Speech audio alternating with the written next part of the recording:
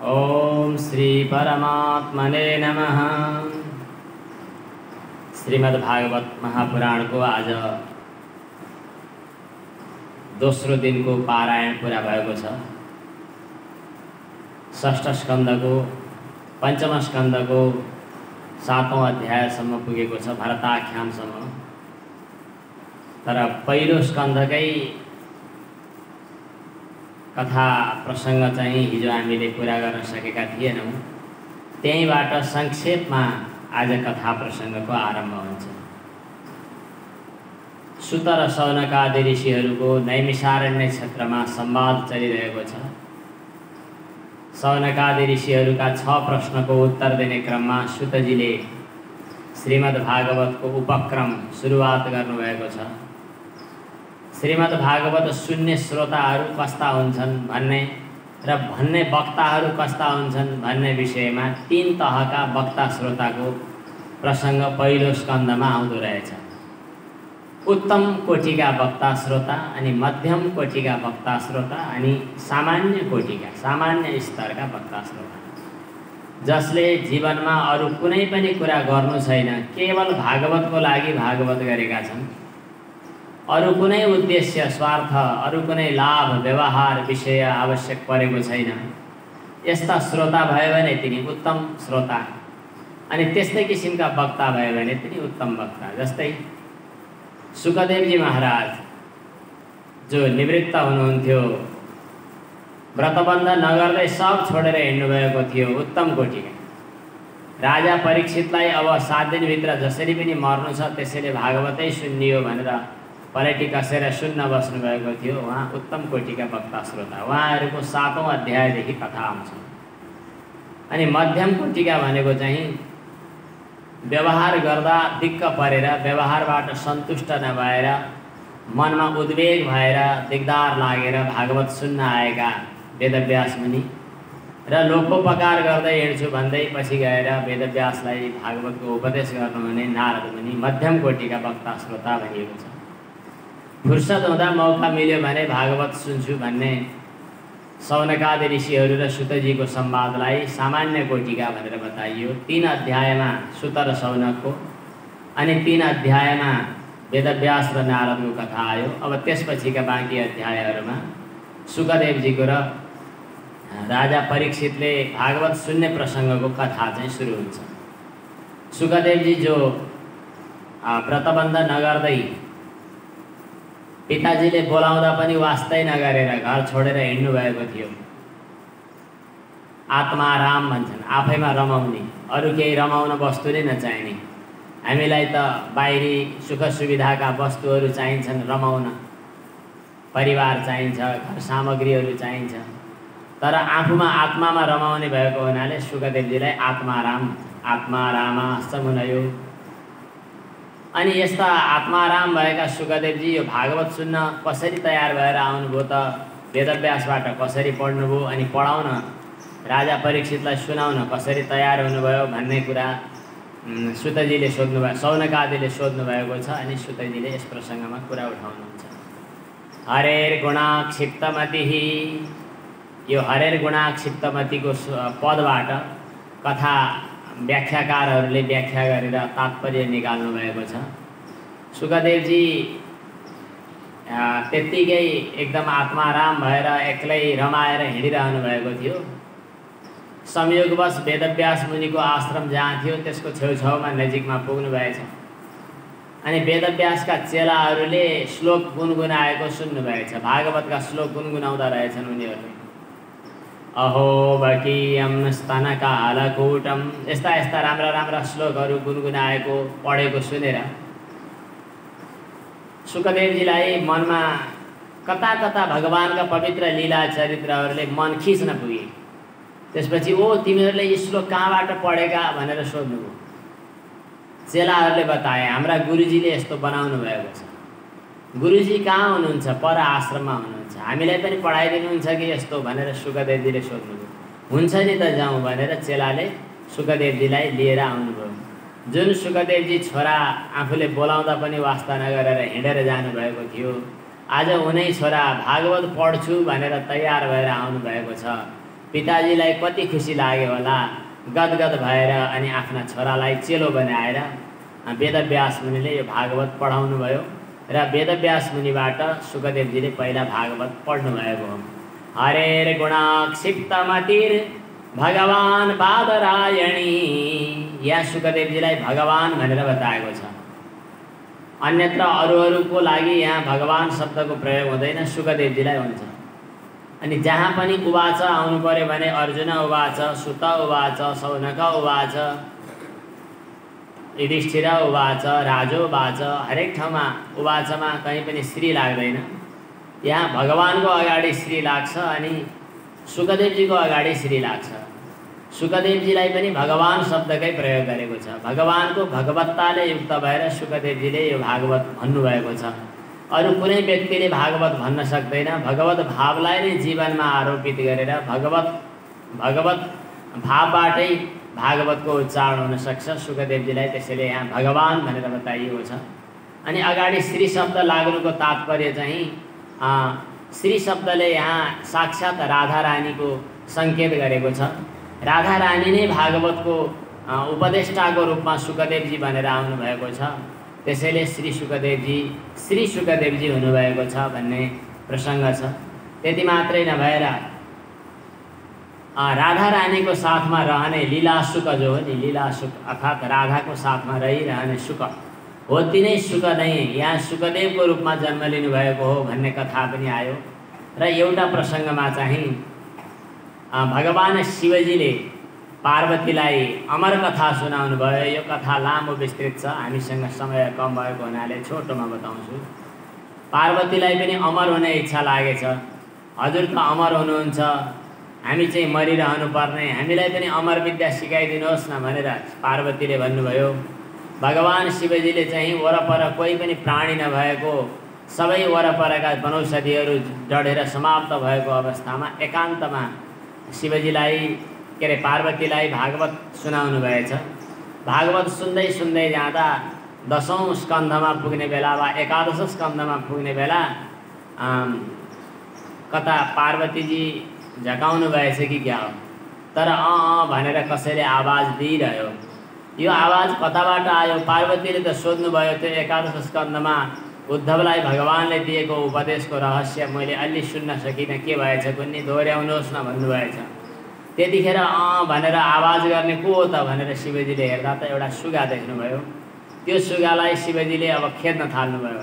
दौडिँदै दौडिँदै वेदव्यासले ध्यान गरेर बसिरहेको बेला वेदव्यासको श्वासबाट वेदव्यासको हृदयभित्र प्रवेश गर्नुभयो।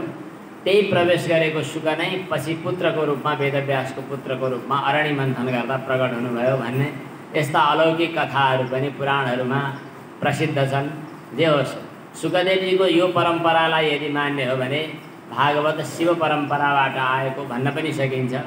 यद्यपि भागवतका दुईटा गुरु परम्परा अलग अलग छन्। भगवान नारायणले ब्रह्माजीलाई उपदेश गर्नुभएको, ब्रह्माजीले नारदलाई उपदेश गर्नुभएको, नारदले वेदव्यासलाई, वेदव्यासले शुकदेवजीलाई, शुकदेवले राजा परीक्षितलाई, त्यसै क्रममा सुतजीलाई, सुतजीले शौनकादिलाई उपदेश गर्नुभएको भन्ने गुरु परम्परा पनि छ। अर्कोतिर शेष परम्परा पनि छ। अनि अर्को प्रसङ्गलाई मान्ने हो भने भगवान शिवजी नै शुकको रूपमा अवतरित हुनुभएको वा शिवशक्ति नै प्रकट भएर शिव परम्पराबाटै यो श्रीमद् भागवत प्रकट भएको भन्ने पनि प्रसङ्ग आएको छ।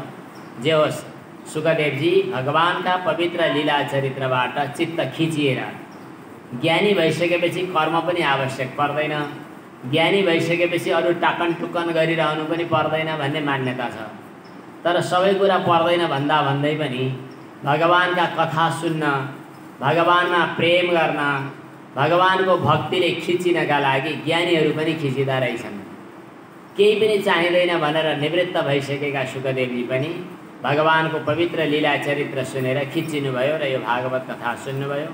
अनि यो भागवत कथा राजा परीक्षितलाई सुनाउनुभयो। अब सुन्ने परीक्षित कस्तो हुनुहुन्थ्यो भन्नका लागि परीक्षितको पुर्ख्यौली पनि जान्नु पर्यो। सन्तान असल हुनका लागि पितामाता, हजुरबा हजुरआमा, बुढा हजुरआमादेखिको वंश परम्पराको संस्कार काम लाग्छ। त्यो संस्कारको पनि परम्परा बताउनका लागि महाभारतको पूर्व प्रसङ्ग अलिकति यहाँ उठाइएको छ। महाभारतको युद्ध सकिने बेला भएको थियो अनि त्यो दुर्योधन चाहिँ मर्नै लागेको थियो। भीमको गदाले ढाड भाँचिएर छटपटाएर मर्नै लागेको थियो।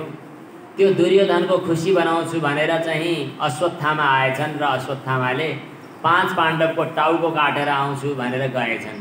5 पाण्डवको टाउको त के काट्न सक्थे र, भगवान श्रीकृष्णको लीला हो। 5 पाण्डव त बचे नै, उनका छोराको पो टाउको काटेर लिएर आएछन्। त्यो देखेर द्रौपदी ऊ चाहिँ त त्यो दुर्योधन त पाण्डव होइनन् भन्ने थाहा पाएपछि छटपटाएर मर्यो। तर द्रौपदीलाई ज्यादै ठुलो पीडा भयो।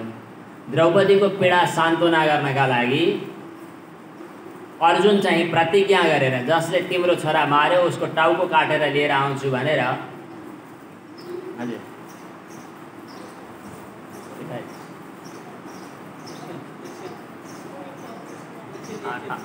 हजुरले त्यहाँ कुराकानी गर्दा मलाई अप्ठ्यारो भयो।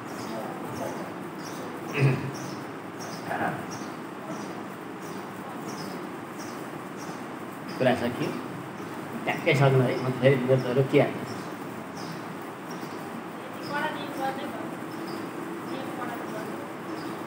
यहाँ त कडा भन्न हुन्न, नबोलिकन भन्नुपर्छ। त प्रसङ्ग कहाँ पुगिसकेको थियो, यहाँ अलमल भइसक्यो। त अश्वत्थामाले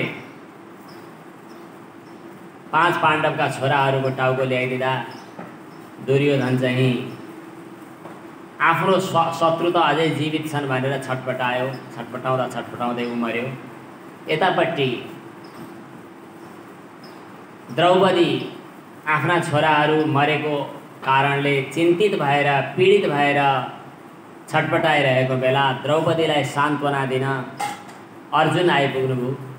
अर्जुनले चाहिँ ओ तिम्रो छोरा जसलाई शत्रुले यस्तो अवस्थामा पुर्याइदिए उसको टाउको काटेर लिएर आउँछु र मात्रै तिमीले आफ्ना छोराको अर्धदेही कर्म गर्नु भनेर अर्जुन प्रतिज्ञा गरेर भगवान श्रीकृष्णले सारथी हाँकिएको रथमा चढेर अश्वत्थामाको पछि लागेर जानुभयो।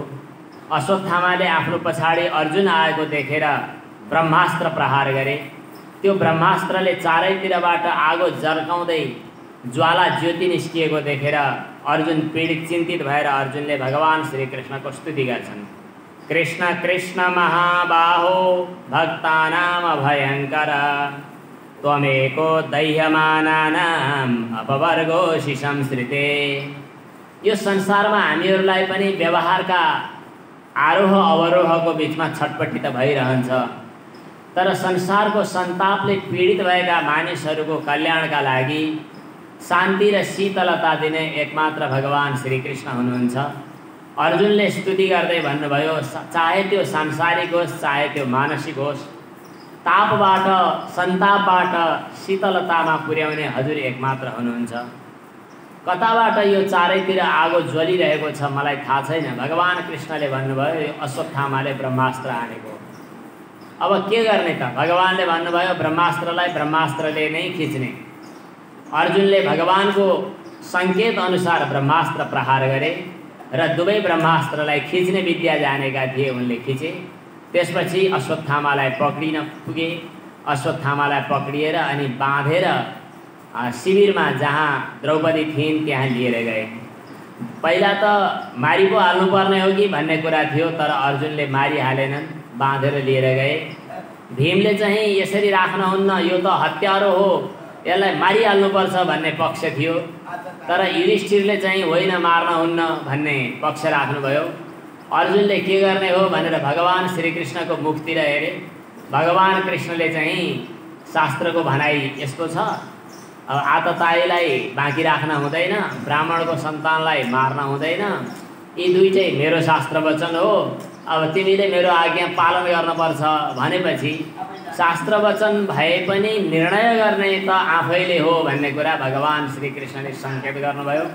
अर्जुनले चाहिँ मारिहालेनन्, उसलाई चार पाटो मुडेर वपनम द्रविणा दानम सर्वस्व हरण गरेर अनि स्थानच्युत बनाएर उसको एक किसिमले चाहिँ तेजोवध गरिदिए। अब यसपछि अश्वत्थामा त त्यहाँबाट हिँडे। यतापट्टि अश्वत्थामाले त्यो आफ्नो प्रतिबद्धता गर्नका लागि उत्तराको गर्भभित्र उत्तराको गर्भभित्र पालिँदै गरेको बच्चालाई ब्रह्मास्त्र प्रहार गरे। उत्तरा बुहारीले चाहिँ भगवानको स्तुति गरिन्। यहाँ पनि स्तुति छ। यो स्तुतिले पनि हामीलाई स्तुति अंश जहाँ जहाँ छ यसले हामीलाई हाम्रा घटनाक्रम, हाम्रो जीवनको समस्या, हाम्रा पीडाहरू, छटपटाहटहरूलाई मलमपट्टि गरेको हुन्छ। पाहि पाहि महायोगिन देव देव जगतपते नान्यं त्वदभयं पश्ये यत्र मृत्युः परस्परम। हरेकको लागि मृत्यु बनेर आइरहेको छ। संसार त एक किसिमले भयकै भएको चाहिँ खेल हो, तर शान्ति दिने एकमात्र हजुर हुनुहुन्छ। मलाई चारैतिरबाट पीडा भइरहेको छ, गर्भभित्र पेट पोलिरहेको छ, यो बच्चा अब बाँच्ने अवस्थामा छैन। मलाई समस्या परोस् केही आपत्ति छैन, तर मेरो गर्भभित्रको बच्चा सुरक्षित होस्। यहाँ उत्तराले गर्भभित्रको बच्चा सुरक्षित होस् भनेर प्रार्थना गर्नुको तात्पर्य के हो भने यो गर्भभित्र चाहिँ हजुरको शब्दमय स्वरूपलाई, शब्दमय अवतारलाई, भागवत अवतारलाई ग्रहण गर्ने योग्य भागवत श्रोता प्रकट हुँदैछ। त्यसैले उसको रक्षा होस् भन्ने उत्तराको प्रार्थना छ। कामं दहतु मां नाथ मामे गर्भो निपात्यताम्। उत्तराको यो प्रार्थना सुन्दै भगवान श्री कृष्ण हातमा गदा लिएर, कहीं गदा लिएर भन्ने प्रसङ्ग आउँछ, कहीं चक्र लिएर, जे होस् गर्भभित्र प्रवेश गर्नुभयो र उत्तराको गर्भभित्र बच्चाको सुरक्षा गर्नुभयो। अनि समय भएपछि बच्चा बाहिर प्रकट भयो। यो आश्चर्य मान्नुपर्ने कुरा छैन। मामस्था हे तदाश्चर्यम सर्वाश्चर्यमयेच्युते। भगवान सबैतिर आश्चर्यको खेल गर्नुहुन्छ। भगवानका धेरै अनन्त आश्चर्यहरूमध्ये यो एउटा आश्चर्यको घटना भयो। गर्भभित्रै पुगेर भगवानले रक्षा गर्नुभयो। अब उत्तराको गर्भबाट परीक्षितको जन्म भयो। अब भगवान श्रीकृष्ण विदा भएर द्वारकातिर जान चाहनुभयो। कुन्ती फुपू आमासँग विदा हुन जानुभयो। कुन्ती आमाले चाहिँ भगवानको ठुलो स्तुति गर्नुभएको छ। यो स्तुतिभित्र पनि वेदान्तका रहस्यहरू छन्। त वेदान्तका रहस्यहरूलाई भन्न अलिकति समय पनि लाग्छ, हामीले सङ्केत मात्रै गऱ्यौँ। त भन्नुहुन्छ कि हजुरले बेला बेला हामीलाई रक्षा गर्नुभएको हो, यतिखेर पनि रक्षा गर्नुहोस्। हुन त हजुरको स्मरण त्यतिखेर मात्रै भयो जब मलाई दुःख पर्यो। हामीलाई जब जब सुख पर्यो त्यतिखेर हजुरको यादै आएन। हजुरको याद बिर्साउने सुख के काम, हजुरको याद दिलाउने बरु दुःख नै स्वीकार्य छ भनेर कुन्ती आमाले ज्यादै महत्त्वपूर्ण स्तुति गर्नुभएको छ। भगवानसँग दुःख माग्ने, ए परमेश्वर मलाई सुख होस् भन्ने भक्त त संसारमा धेरै भेटिन्छन्, तर मलाई दुःख होस् भनेर प्रार्थना गर्ने भक्त कुन्ती आमा हुनुहुन्छ। विपदः सन्तु नः शाश्वत तत्र तत्र जगद्गुरो भवतो दर्शनं यत् स्यात् अपुनर्भव दर्शनम। हे जगद्गुरु भगवान, बेला बेलामा हामीलाई दुःख परोस्। भगवानले सोध्नुभयो किन दुःख पर्नु पर्यो भन्दा जब जब दुःख पर्यो तब तब हजुरको याद आयो, जब जब याद आयो तब तब हजुरको दर्शन भयो। भगवानले भन्नुभयो दर्शन त हेर्ने हो, हेर्नुहोस् न त मलाई, किन दुःख पर्नु पर्यो भन्नुहुन्छ। होइन, त्यस्तो बाहिर स्वरूपको दृष्टि दर्शन मात्रै होइन, त्यस्तो दर्शन, त्यस्तो साक्षात्कार चाहिएको छ जसले फेरि जन्मिनु नपरोस्, फेरि आमाको गर्भमा जानु नपरोस्। अपुनर्भव दर्शनम, यो चाहिँ उपनिषदमा आत्माबारे द्रष्टव्य श्रोतव्य मन्तव्यो निधिध्यासितव्य भनेको तत्त्व साक्षात्कारको दर्शनलाई यहाँ सङ्केत गरिएको छ। अब भगवानलाई प्राप्त गर्नका लागि हामीलाई बाधा के छ त? कुन्ती आमा भन्नुहुन्छ बाधा हाम्रो अहङ्कार छ।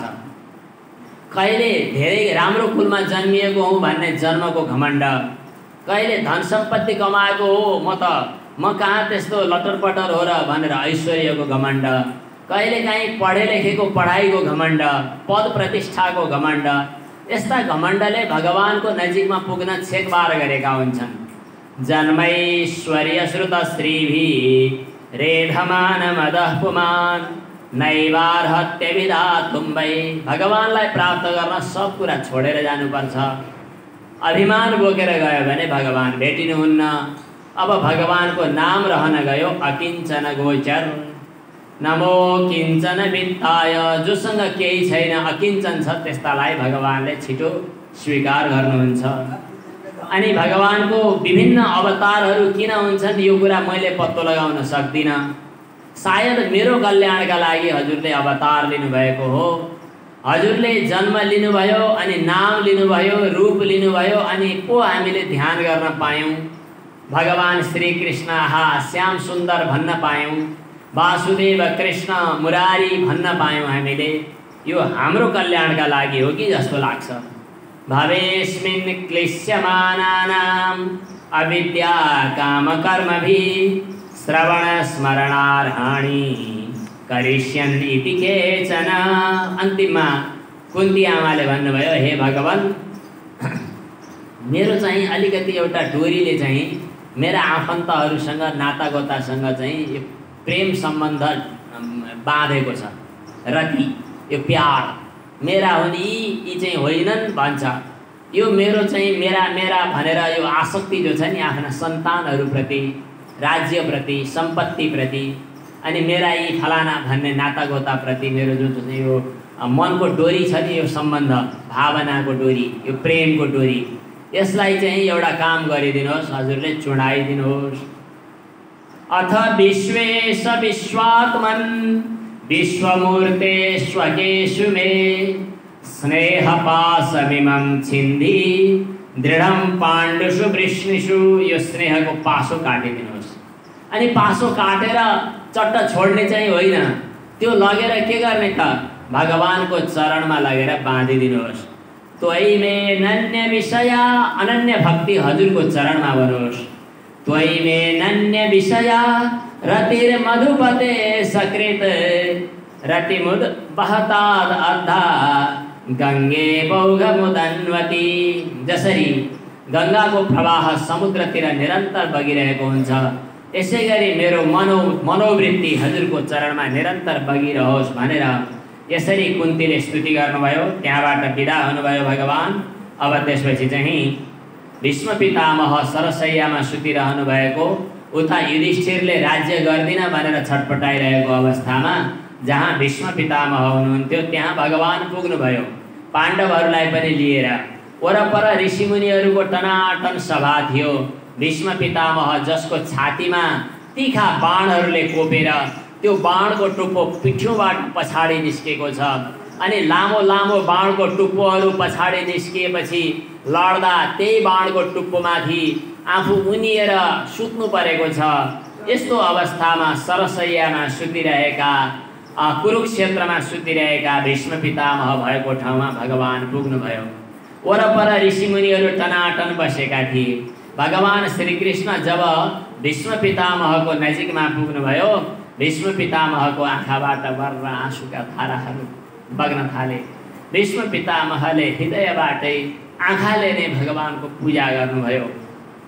कृष्णं च तत्प्रभावज्ञ आसीनं जगदीश्वरं। भगवानको प्रभाव भीष्म पितामहले बुझ्नु भएको थियो।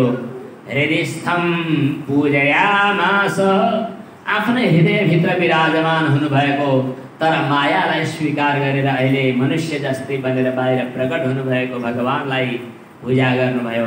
आँखाबाट आँसु बग्दै गर्दा अलिकति आँखा खुलेर हेर्न सक्नुभएको थिएन। वरपर पाण्डवहरू थिए, उनीहरूलाई पनि प्यारको दृष्टिले हेर्नुभयो अनि भन्नुभयो, पाण्डव हो तिमीहरू सत्यको पक्षमा थियौ तर पनि आज दुःख पायौ।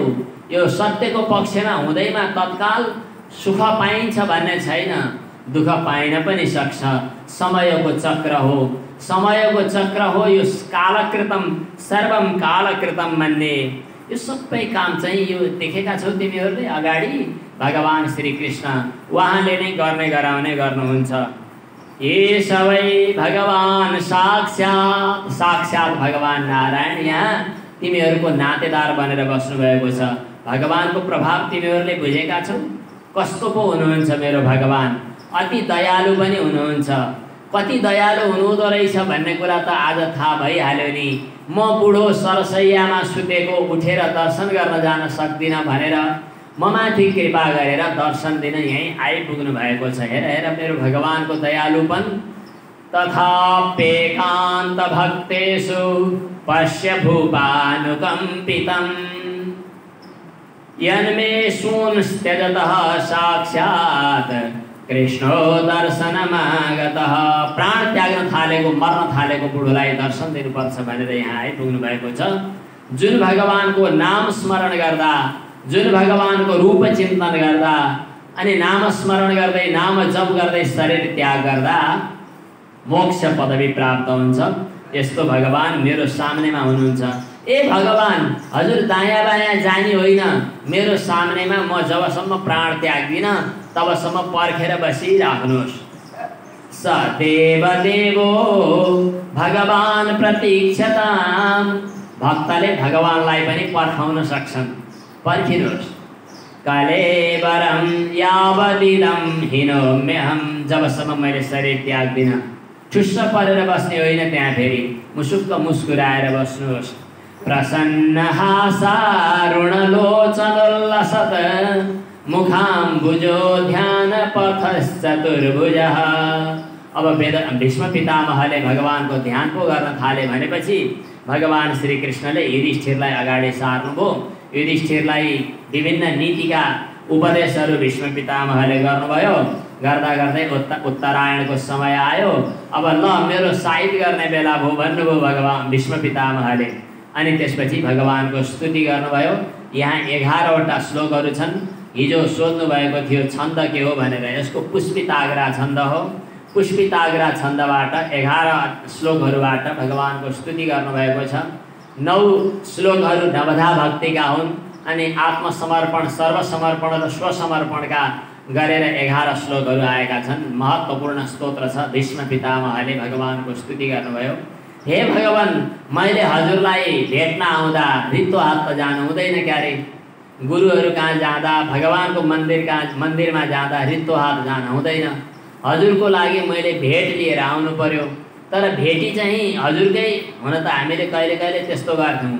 मैले घरमा कहिले पनि पिताजीको र मेरो छुट्टै राख्ने चिज भएन। अनि दसैँको बेला टिको लगाउनु पर्यो भने टिको लगाइसक्ने, अनि पिताजीको खल्तीतिर छ कि उता ब्यागतिर छ कि झिकेर अनि त्यहीँ दिनेर अनि ढोग्ने गर्थेँ। भगवानका वस्तु भगवानलाई अर्पण गर्न त आफ्नो केही चिज चाहियो, अर्काको चिज के अर्पण गर्ने र।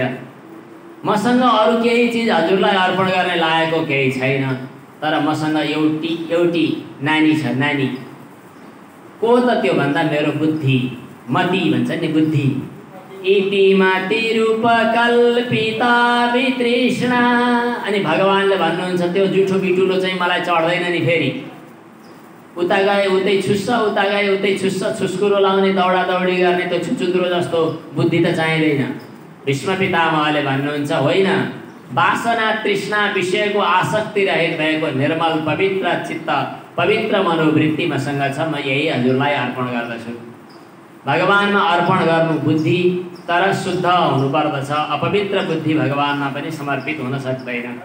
इति मति रूप कल्पिता वितृष्णा भगवती सात्वत पुङ्गवे विभुम्नि। अनि भगवानले भन्नुहुन्छ मेरा त 16,108वटा छँदैछन्, अब त्यहाँभन्दा अरू किन थप्नु। भीष्म पितामह भन्नुहुन्छ हजुर सात्वत पुङ्गव हुनुहुन्छ, हजुरलाई यस्ता अनन्त केही फरक पर्दैन। अनि मलाई के काम भनेर आज्ञा नहोस्। हजुरले जब सृष्टि गर्न थाल्नुहुन्छ त्यतिखेर प्रकृति चाहिन्छ। समष्टिमा प्रकृति भनिन्छ, व्यष्टिमा बुद्धि भनिन्छ। यो अलि दार्शनिक र गहिरो कुरा पर्यो, हामी कति बुझ्न सकौँला र। तर पनि समष्टिमा प्रकृतिलाई स्वीकार गरेर परमात्माले सृष्टि गर्नुहुन्छ भनिन्छ। त्यही प्रकृतिको एउटा व्यष्टि स्वरूप हजुर हामीहरूको साथमा बुद्धिको रूपमा रहेको छ भन्नुहुन्छ भीष्म पितामहले। जब हजुरले सृष्टि गर्नुपर्ने हुन्छ त्यतिखेर प्रकृतिलाई स्वीकार गर्नुहुन्छ नि, हो त्यो चाहिन्छ। त्यतिखेरै प्रकृतिमुपेयुषि यद् भव प्रवाह। अनि यो बुद्धि त जहाँ जहाँ रमाइलो रमझम हुन्छ त्यतै दौडिने हो। भगवानतिर किन समर्पण गरियो। भीष्म पितामह भन्नुहुन्छ मेरो मनको स्वभाव यस्तो छ कि जे कुरो राम्रो हो त्यतैतिर दौडिन खोज्छ। सबैको त्यही हो। मिठो खानेकुरा भयो भने त्यो खाउँ खाउँ लाग्छ, मनले त्यही कलकल गरिरहन्छ। अनि लगाउने कपडा राम्रो हो त्यो पाए त, अनि घडी, त्यो गाडी, त्यो सामग्री, त्यो मोबाइल, विभिन्न चिज होला नि, मलाई यो चाहियो त्यो चाहियो भनेर राम्रा राम्रा वस्तुहरूको खोजी गर्छ।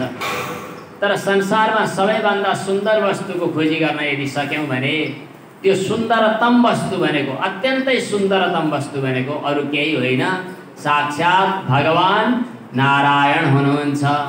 त्रिभुवन कामनम तमालवर्णम, तिनै लोकमा भगवान् जस्तो सुन्दर वस्तु कुनै छैन।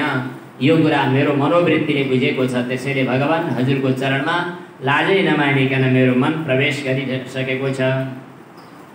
हजुरको त्यो युद्ध अवस्थामा केसहरू घुङ्री परेका, अनि घोडाको टापबाट निस्किएको धुलो आफ्नो मुहारमा पनि लागेको, अलिकति धुले धुस्रे फुस्रे अनुहार भएको, अनि त्यो पहेँलो पिताम्बर सूर्य उदाउँदै गर्दाखेरिको चमक जस्तै चम्किलो पिताम्बर चाहिँ लतारिँदै गरेको, दौडिँदै गरेको, अनि महाभारतका योद्धाहरू जति छन्, जति जति लडाकुहरू छन्, तिनीहरूलाई आफ्ना आँखाले आयु समाप्त गर्दै गर्नुभएको, अर्जुनलाई उपदेश गर्दै गर्नुभएको, भीष्म पितामहको प्रतिज्ञा पुरा गर्न आफ्नो प्रतिज्ञालाई पनि त्याग्दै गर्नुभएको, यस्तो हजुरलाई म प्रणाम गर्दछु। भीष्म पितामहले भन्नुहुन्छ, स्वनिगममपहाय मत प्रतिज्ञां ऋतमधिकर्तुमवप्लुतो रथस्था धृतरथ चरणो व्ययात् चलद्गुरुं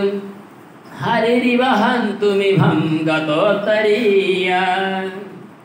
भगवान् श्री कृष्णको युद्ध अवस्थामा जे जस्तो सुन्दर सौन्दर्य थियो त्यसको वर्णन गर्दै गर्दै भन्नुहुन्छ अन्त्यमा कि जसरी आँगनमा सयौं माटाका घडाहरू राखेर सयौं माटाको घडामा पानी राखिदियो भने हरेक घैँटाभित्र सूर्यको वा चन्द्रमाको प्रतिबिम्ब पर्न सक्छ। जतिवटा प्रतिबिम्ब पर्ने ठाउँ हुन्छन्, जतिवटा प्रतिबिम्ब पर्ने आधार हुन्छन्, त्यतिवटै प्रतिबिम्ब पर्न सक्छन्। तर सबैको बिम्बको रूपमा एउटै परम आकाशमा रहेको सूर्य छ। त्यस्तै गरी जीवात्माहरू हजुर हामी जति छौँ, चाहे त्यो किरा फट्याङ्ग्रादेखि ब्रह्माजीसम्म किन नहोस्, यावत हामी जीवात्माहरू जति छौँ, ती हरेक जीवात्माभित्र प्रवेश गरेर रहने, हरेकको हृदयभित्र रहने एउटै परमात्मा हुनुहुन्छ। तमिममहमजं शरीरभाजां हृदि हृदि धिष्ठितमात्मकल्पितानां प्रतिदृशमिव नैकधार्कमेकं। हरेकको आँखाले सूर्यलाई आफ्नो ढङ्गले हेरे जस्तै, तर सूर्य एउटै भए जस्तै, हरेकको चेतना बनेर फैलिने तर एउटै परमात्मा हजुर हुनुहुन्छ। जबसम्म भेद बुद्धि हुन्छ तबसम्म म अलग हुँ भन्ने भाव हुन्छ। जब भेद बुद्धि समाप्त हुन्छ तब अभेद अवस्थामा हजुरमा समाहित हुन पुगिन्छ। म अलग भेद बुद्धिले युक्त भएको आफ्नो स्वरूपलाई परित्याग गरेर अभेद बुद्धिले हजुरमा म समाहित हुन पुगेको छु। प्रतिदृशमिव नैकधार्कमेकं समधिगतोऽस्मि विधूत भेद मोह। इस प्रकार भीष्म पितामहले श्वास भित्रै अन्तश्वासमा परिणत हुनुभयो र निर्वाण अवस्थामा पुग्नुभयो। स्वर्गका देवताहरूले पुष्पवृष्टि गरे। भीष्म पितामह अब दिव्य भगवत धाममा प्राप्त हुनुभयो। केही समय युधिष्ठिर महाराज दुखी पनि हुनुभयो।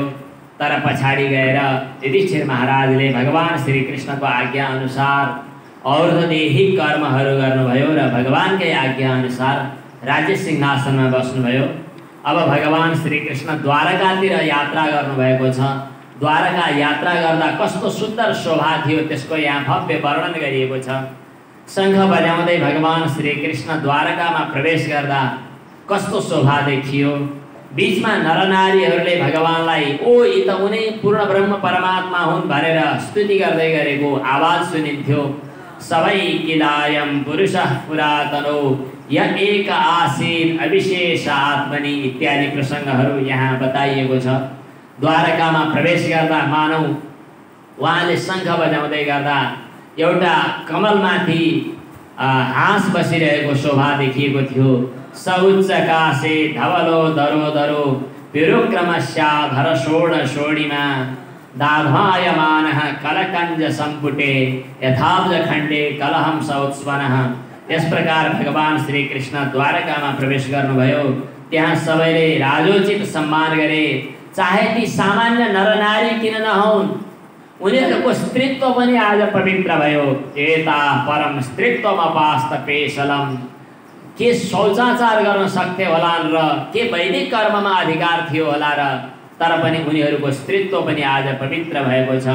भगवान श्री कृष्ण पूर्ण ब्रह्म परमात्मा निर्गुण निराकार निर्विकार भइकन पनि आज उनीहरूले मेरै हुनुहुन्छ, मैलै आसक्त हुनुहुन्छ, मैमा आसक्त हुनुहुन्छ भन्ने जस्तो ठान्थे।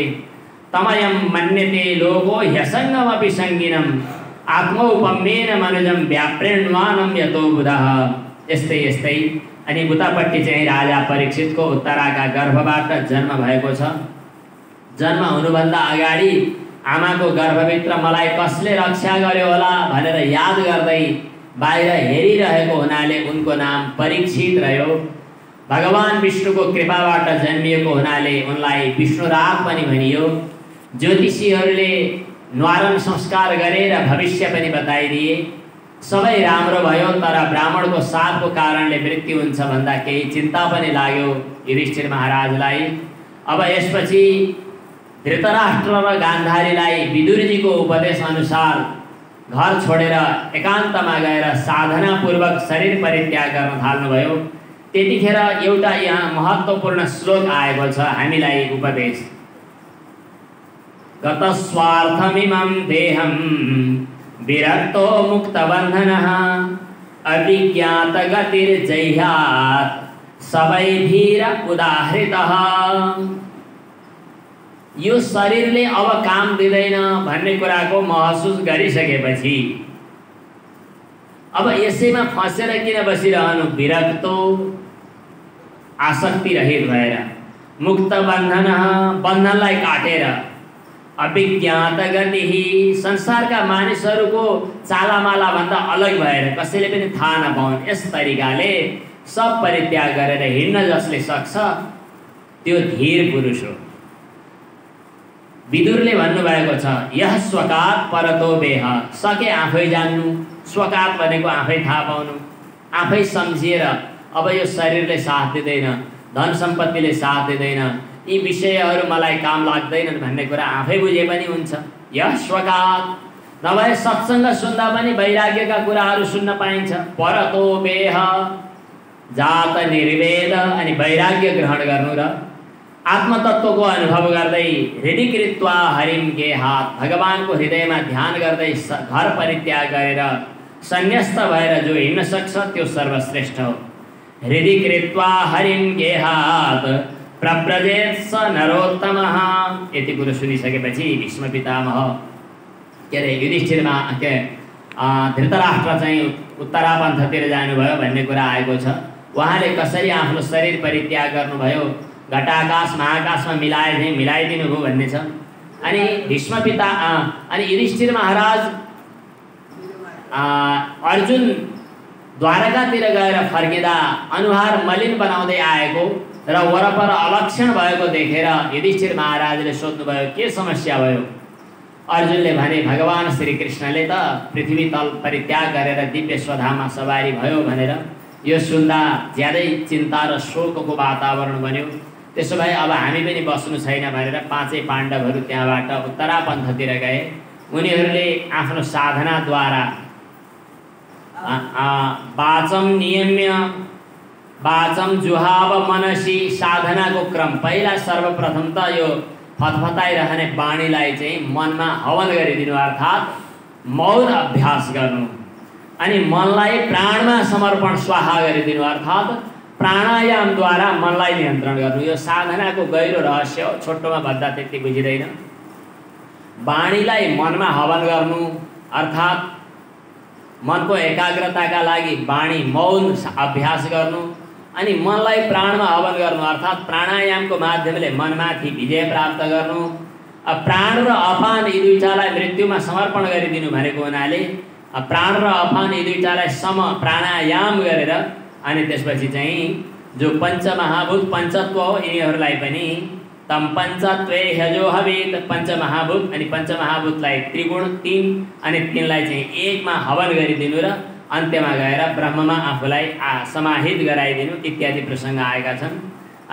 यसरी पञ्च पाण्डवहरूले विशेष गरी युधिष्ठिर महाराजले शरीर परित्याग गर्नुभएको कथा महाभारतभन्दा अलिकति फरक तरिकाको आएको छ। आफ्नो नातिलाई राज्य सिंहासनमा राख्नु भएको थियो राजा परीक्षितलाई। राजा परीक्षितले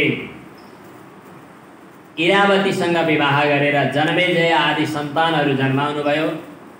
घुम्दै फिर्दै कतै जहाँ जाँदा पनि भगवान श्री कृष्णको चरित्र सुन्दा, भगवान कृष्णको चरित्रसँग आफ्ना पुर्खाको सम्बन्ध सुन्दा खुसी लाग्थ्यो।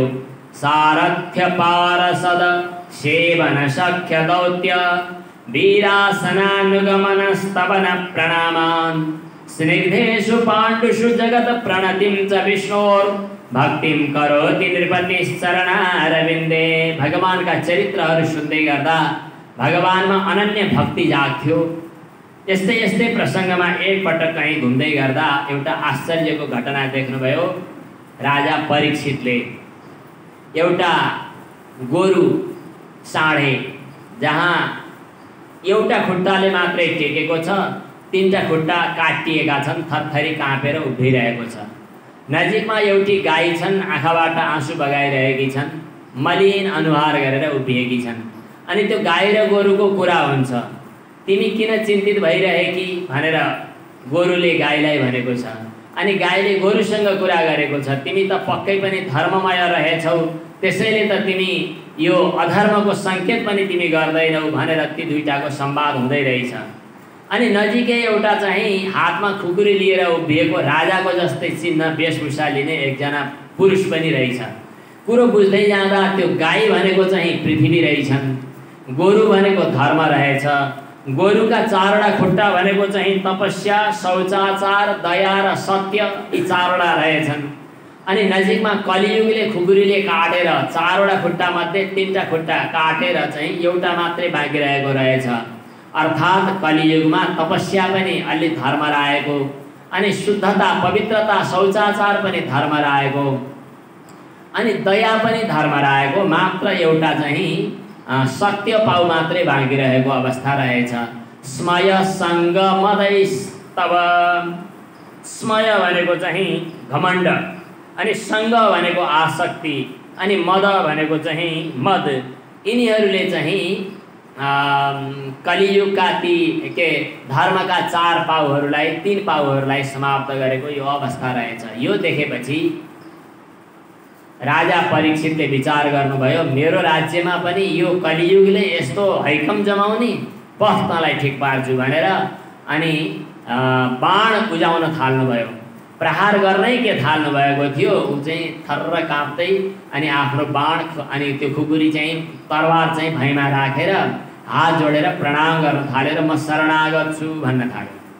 अनि राजा परीक्षितले भन्नुभयो, शरणमा आएकालाई मरण गर्नु त हुँदैन, तैँले चाहिँ शरणागत भनिहालेको हुनाले तँलाई मार्नु चाहिँ भएन, ल ठिकै छ, त्यसो भए मेरो राज्यमा बस्न पाइन्न, त अन्यत्रै जा भन्नुभयो। न वर्तितव्यं तद अधर्म बन्धो धर्मेण सत्येन च वर्तितव्ये। मेरो राज्यमा धर्मको राज्य हुन्छ, यहाँ त अधर्म बस्न पाइँदैन भन्दा पहिला त हस् भन्दै गर्यो। अनि जहाँ तै हजुरको राज्य रहेछ म कहाँ जाउँ भनेर भन्यो। हजुर अहिले यताउति नगर्न पाए कस्तो हुँदो।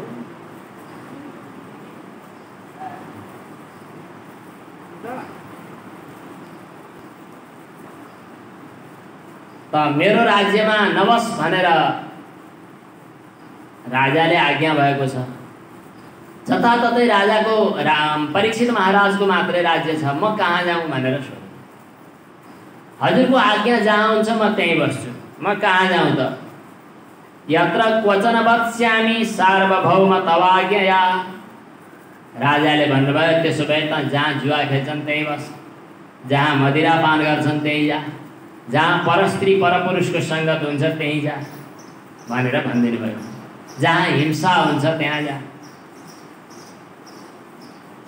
अनि हजुरको राज्यमा जुवा खेल्ने कोही मान्छे छैन, हजुरको राज्यमा मदिरापान कसैले गर्दै गर्दैन, अनि परस्त्री परपुरुषको सङ्गत पनि गर्दैन, हिंसा पनि हुँदैन, बस्ने ठाउँ कहीँ अलि यसो मिल्दोजुल्दो पाएका हुन्थ्यो नि भनेपछि अधर्मपूर्वक कमाइ गरेको सुनमा पनि बस भनेर भनिदिनु भयो। त्यसो भए हस् भन्यो, खुसी पनि भयो। वृषस्य नष्टान् स्त्रीन् पादान् तपः शौचं दयामिति प्रतिसन्दध आश्वास्य महिं च समवर्धयत्। त्यसपछि चारवटा ती पाउहरूमध्ये 3 पाउ जो काटिएका थिए, ती काटिएका 3 पाउलाई राजा परीक्षितले गाँसिदिनु भयो, अर्थात् धर्मलाई पूर्ण पाउवाला बनाइदिनु भयो। यो कलियुग अलिकति गलत भइकन पनि सारङ्ग इव सारभूप उसलाई उसको केही फाइदा पनि छ भनेर राजा परीक्षितले उसलाई समाप्त गर्नु भएन। नानुद्वेष्टि कलिम सम्राट सारङ्ग इव सारभूप कुशलान्यासु सिद्ध्यन्ति नेतराणे कृतानि च। राम्रो कर्म चाहिँ सङ्कल्प मात्रै गर्दा पनि फल प्राप्त सिद्धि प्राप्त हुन्छ। त्यस्तो महत्त्वपूर्ण भएको हुनाले कलियुगलाई केही गर्नु भएन भनेर बताइएको छ। अब एकपटकको कुरा हो, राजा परीक्षित वनविहार गर्दै गइरहेको बेलामा एकजना धनु हातमा लिएर वनविहार गर्न गइरहेको बेलामा चाहिँ एउटा ऋषिको आश्रममा पुग्नुभयो, जुन ऋषि समीक नाम गरेका मुनि हुनुहुन्थ्यो। उहाँ तपस्या गरेर बसिरहनु भएको, प्यास लाग्यो भनेर पानी पिउने इच्छा गरेर हजुर बसौँ न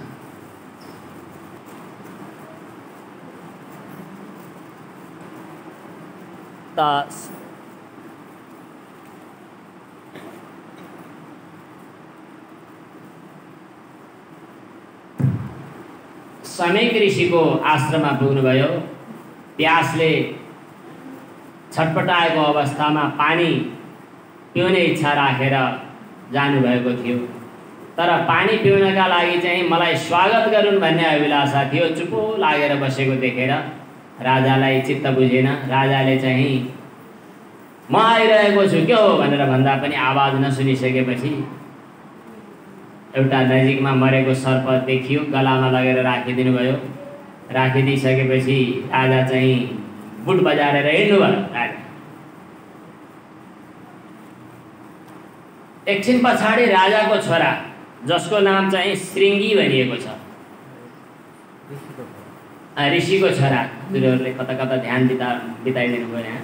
ऋषिको छोरा जसको नाम श्रृङ्गी भनिएको छ, ती श्रृङ्गीले चाहिँ आएर आफ्ना पिताको गलामा मरेको सर्प देख्दाखेरि ज्यादै रिस उठ्यो।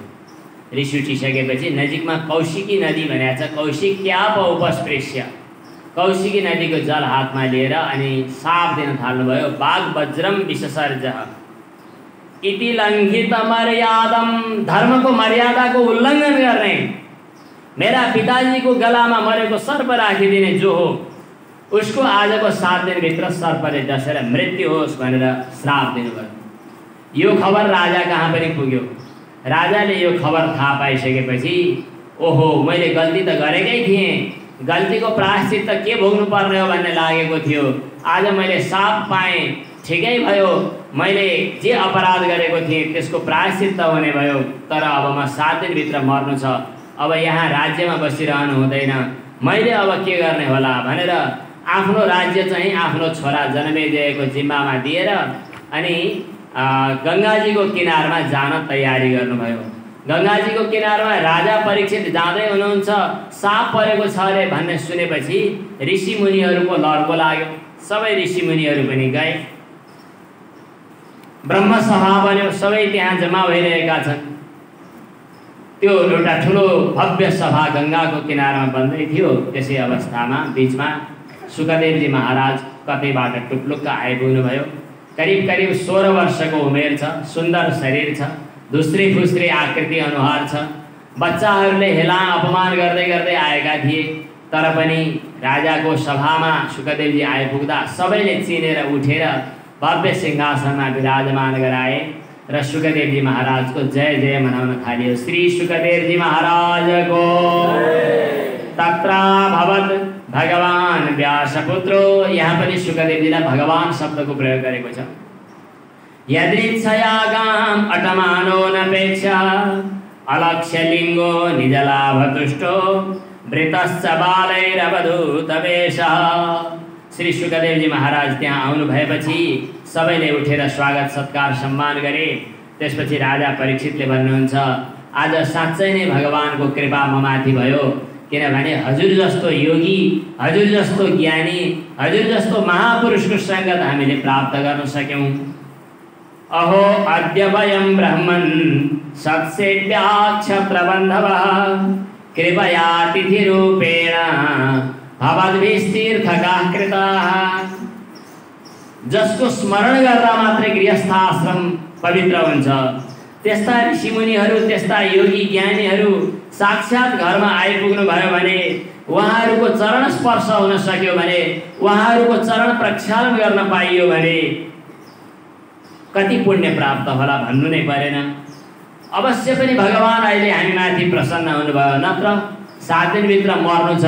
यही अवस्थामा के गर्ने होला भनेर गङ्गाको किनारमा आइरहेको बेला हजुरको दर्शन प्राप्त गर्नु भनेको त ठुलो सौभाग्य हो।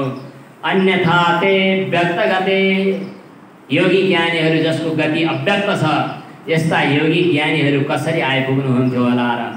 अन्यथा ते व्यक्तगतेर दर्शनं नः कथं नृणां नितरां म्रियमाणानां संसिद्धस्य पनीयसः। त्यसैले अब म्रियमाण अवस्थामा के गर्नुपर्ने होला त्यो आज्ञा होस्। यत् श्रोतव्यम, के सुन्नुपर्ने हो, के जप्नुपर्ने हो, अथवा अरू के गर्नुपर्ने हो आज्ञा होस् भनेर सोध्नु भएको छ। प्रथम स्कन्द पुरा भयो। शुकदेवजी महाराजले भन्नुहुन्छ, हजुरको यो प्रश्न ज्यादै उत्तम छ। सुन्नुपर्ने जान्नुपर्ने कुरा त असाध्यै धेरै छन्, साध्यै छैन। आयु थोरै छ, रातको समय निदाएर बितिहाल्छ, दिउँसोको समयमा पनि धन्दा फन्दा यताउति छटपट गर्दा गर्दै समय खत्तम भइहाल्छ। समय मिलाएर आफ्नो जीवनको सर्वस्व भगवानको रहस्यलाई बुझ्नु, त्यसको निमित्त भगवत भक्ति गर्नु र त्यसका निमित्त हाम्रा कृत्य कर्महरू पनि भगवत अनुकूल गर्नु। तस्मात् भारत सर्वात्मा भगवान ईश्वरो हरिः श्रोतव्यः कीर्तितव्यश्च स्मर्तव्यश्चेत् सदा भयम्। अभय पदवी प्राप्त गर्ने इच्छा छ भने भगवानकै स्मरण, भगवानकै श्रवण, भगवानकै कीर्तन गर्नु, यसैबाट नै जीवनको सफलता हो। कर्मयोग र ज्ञानयोग दुईटैको अन्तिम रहस्य चाहिँ भगवत स्मृति नै हो। यो कुरा भागवतमा बताइएको छ। मैले मेरो पिताजीबाट जुन भागवत सुने त्यो कुरा म तपाईँलाई बताउँछु। तपाईँको त 7 दिन आयु छ, यो धेरै नै हो। खट्वाङ्ग नाम गरेका राजाले जम्मा जम्मी 2 मुहुर्त, 2 घडी, 1 मुहुर्तको समयमा 48 मिनटको समयमा आफ्नो कल्याण प्राप्त गरेका थिए। तपाईँलाई त 7 दिन छ। अब अन्तकाल समय आयो भन्ने थाहा पाइसकेपछि भय परित्याग गरेर, नडराइकन, डरबाट मुक्त भएर घर त्याग्नुपर्छ भने घर त्यागेर तीर्थस्थलमा गएर गृहात् प्रव्रजितो धीरः पुण्यतीर्थ जलाप्लुतः, पुण्यतीर्थमा स्नान गर्ने अनि शुद्ध एकान्त शान्त स्थानमा आसन बाँधेर पलेटी कसेर, यदि घरमै अनुकूल वातावरण छ भने घरमा पनि हुन सक्छ जहाँ बाधा व्यवधान हुनु भएन। एकान्त शान्त स्थान तय गरेर त्यहाँनेर अनि आसनको अभ्यास गर्न थाल्नु। विधिवत कल्पितासने, विधिपूर्वक आसन तयार हुनुपर्छ। अनि त्यसपछि चाहिँ पहिला त प्रणव अथवा भगवानको नाम मन्त्रको अभ्यास गर्न थाल्नु। त्रिवृत ब्रह्म भन्नाले ओंकारकै अभ्यासको पनि महत्त्व छ। अनि ओंकारको अभ्यास गर्दै गर्दै मनलाई एकाग्र बनाउनु प्राणायामको माध्यमले मनलाई एकाग्र बनाउँदै इन्द्रियहरूलाई बुद्धिरूपी सारथीको सहाराबाट नियन्त्रण गरेर अनि भगवत चिन्तनमा चित्तलाई एकाग्र बनाएर राखी छोड्नु र त्यही गएर जहाँ विष्णु तत्व, परम तत्व, व्यापक परम तत्वको अनुभूतिमा स्थिर हुनु। रजोगुण तमोगुणले छटपटाउने गरेको मनलाई बिस्तारै सत्वगुणमा स्थापित गर्नु र त्यसपछि गुणातीतमा गएर चित्तलाई स्थिर गराउनु। चित्त स्थिर गराउने दुईटा तरिका छन्। एउटा त आफ्नै हृदयभित्र एकाग्रतापूर्वक सूक्ष्मतम परमात्मा स्वरूपमा चित्तलाई सूक्ष्म बनाएर लगाउन पनि सकिन्छ। बाहिर हेर्ने हो भने जहाँ जहाँ जे वस्तुहरू देखिएका छन् ती देखिएका सम्पूर्ण पदार्थहरूमा भगवानको व्यापक विराट स्वरूपको परिकल्पना पनि गर्न सकिन्छ। पातालमेतस्य हि पादमूलम इत्यादि तरिकाले स्थूल र सूक्ष्म तरिकाले ध्यान गर्ने कुरा बताउनु भएको छ। विषयमा आसक्त भएर किन छटपटाएका होलान् भनेर यहाँ प्रश्न पनि गरिएको छ। र कसैले आफ्नो हृदयभित्रै भगवानको सुन्दर सगुण साकार स्वरूपको पनि ध्यान गर्दछन्। केचित् स्वदेहान्तर हृदयावकाशे प्रादेशमात्रं पुरुषं वसन्तं चतुर्भुजं कञ्जरथाङ्ग शङ्ख गदाधरं धारणया स्मरन्ति प्रसन्नवक्त्रं नलिनायते क्षणं कदम्ब किञ्जल्कपिशङ्गवाससं लसन् महारत्नहिरण्मयाङ्गदं स्फुरन् महारत्नकिरीटकुण्डलं। भगवानको सुन्दर स्वरूपको ध्यान गर्ने तरिका यहाँ उल्लेख गरिएको छ। जबसम्म चित्त चाहिँ स्थिर हुँदैन तबसम्म सुरुमा अभ्यास गर्दै गर्नु र भगवानको एक एक अवयवमा चित्तलाई स्थिर गराउँदै गराउँदै लैजाने अभ्यास पनि बताइएको छ। यसै क्रममा षट्चक्र चिन्तन अनि प्राणायामको अभ्यास योग साधनाका कुराहरू पनि उल्लेख गर्दै अनि चित्तलाई चित रूपमा स्थिर गराउने अभ्यासको यहाँ उल्लेख गरेको छ। तस्मात् सर्वात्मना राजन हरि सर्वत्र सर्वदा श्रोतव्यः कीर्तितव्यश्च स्मर्तव्यो भगवान् नृणाम यो रहस्य बताउँदै कामना अनुसार विभिन्न देवी देवताको उपासना पनि गर्न सकिन्छ। तर सबैमा व्यापक भएर रहने परमात्माको उपासनाबाट सबै कामना पनि पूर्ण हुन्छन्। अब राजा परीक्षितले सुखदेवजीसँग सृष्टि विषयक प्रश्न गर्नुभएको छ। त्यसको उत्तर दिने क्रममा मङ्गलाचरण गर्दै सुखदेवजीले यो भगवानकै इच्छा शक्ति मायाद्वारा सृष्टि भएको भन्ने कुरा बताउनु भएको छ। नमः परस्मै पुरुषाय भूयसे सदुद्भवस्थान निरोध लीलया गृहीत शक्ति त्रितयाय देहिनाम अन्तर्भवाय अनुपलक्ष्य वर्तमने। भगवानको जसको नाम संकीर्तन गर्दा, जसको स्मरण गर्दा, जसको चिन्तन प्रणाम वन्दना गर्दा सम्पूर्ण पापहरूबाट मुक्ति मिल्दछ, यस्ता भगवानलाई प्रणाम गर्दछु। तपस्वी ज्ञानी योगीहरूले जसको शरणमा नपुगिकन आफ्नो कल्याण हुँदैन भन्दछन्, जसको स्मरण गर्नाले, जसको चिन्तन गर्नाले किरात हुणकुली पुल्कस जस्ता नीचहरू पनि कल्याण प्राप्त गर्दछन्, यस्तो भगवानलाई म प्रणाम गर्दछु। गायत्री मन्त्रको अर्थ जस्तै प्रचोदिता येन पुरा सरस्वती भन्दै भगवानको वन्दना गर्नुभयो सुखदेवजीले र सृष्टिको प्रसङ्ग वर्णन गर्नुभएको छ। भगवान नारायणबाटै सृष्टिको विस्तार कसरी भयो, विराट स्वरूपको प्रकट कसरी भयो अनि विभूतिहरूको प्रकट, भगवानका विभिन्न लीला चरित्रहरूको वर्णन यहाँ 7औं अध्यायमा विस्तृत रूपमा आएको छ।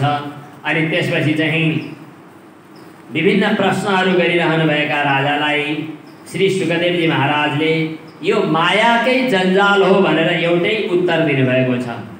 ब्रह्माजीले तपस्या गरेर भगवानलाई प्रसन्न बनाउनु भयो। भगवान प्रकट भएर सृष्टि गर भन्दा मैले सृष्टि गर्दा अल्मलिन्छु कि भनेर चिन्ता गर्नुभयो ब्रह्माजीले। तिमीले यो ज्ञान सुनेर रहस्य बुझेर सृष्टि गर्यौ भने अल्मलिँदैनौ भनेर ज्ञानको उपदेश गर्नुभएको छ। त्यो चतुश्लोकी भागवत, 4 श्लोकमा पुरै भागवत। ज्ञानं परमगुह्यं मे यद् विज्ञान समन्वितं, अनुभवात्मक ज्ञान सरहस्यं भक्ति योग सहित तद अंगम च गृहाण गदितं मया यावान अहम यथा भावो, म जस्तो छु, जे छु, जसो छु, यो कुरा मेरो कृपाबाट तिमीले प्राप्त गर्नेछौ। अहमेवासमेवाग्रे, सृष्टि हुनुभन्दा अगाडि पनि म परम तत्त्व मात्रै थिएँ। सत असत कार्यकारण दुवैभन्दा पहिले, सृष्टिभन्दा पहिले म मात्रै थिएँ। जब यो सृष्टि थिएन त्यतिखेर म थिएँ, सृष्टि हुँदा पनि म छु र सृष्टि समाप्त हुँदा बाँकी रहने पनि म तत्त्व नै छु।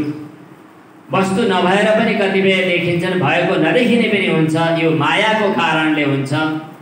पञ्चमहाभूत आदि प्रकट जो भएका छन् तिनीहरू हुँदा पनि र नहुँदा पनि उही परम तत्त्व हो, अहिले देखिँदा पनि परम तत्त्व। जस्तै घडा बन्दा पनि माटो, घडा नहुँदा पनि माटो भने जस्तै यसै परमात्माको रहस्यलाई बुझेर सृष्टि गर्यो भने सृष्टिले अलमल्याउँदैन। यो रहस्य यो रहस्य चाहिँ भगवानबाट ब्रह्माजीले सुन्नुभएको छ, त्यसपछि सृष्टिको सुरु हुन्छ। यहाँ 10 लक्षणहरूले युक्त भएको भागवतको चर्चा गर्दै दशम अध्याय द्वितीय स्कन्धको 10औं अध्याय पूर्ण भएको छ। अब यसपछि 10 लक्षणले युक्त भएका भागवतको क्रम अब तृतीय स्कन्धबाट सुरु हुन्छ। अत्र सर्गो विसर्गश्च स्थानं पोषणमुदयः मन्वन्तरेशानुकथा निरोधो मुक्तिराश्रयः। यी 10 लक्षणले युक्त भएका भागवतको उपक्रम अब तृतीय स्कन्धबाट सुरु हुन्छ, जो भोलि हामीले कथा प्रसङ्ग अगाडि बढाउनेछौँ। आज यिनै सन्दर्भसहित द्वितीय स्कन्धसम्मको कथासार पूर्ण भएको छ। अरू चाहिँ भोलि फेरि चर्चा गरिनेछ। हरि ओम तत्सत्। ओम पूर्णमदः पूर्णमिदं पूर्णात् पूर्णमुदच्यते पूर्णस्य पूर्णमादाय पूर्णमेवावशिष्यते। ओम शान्तिः शान्तिः शान्तिः।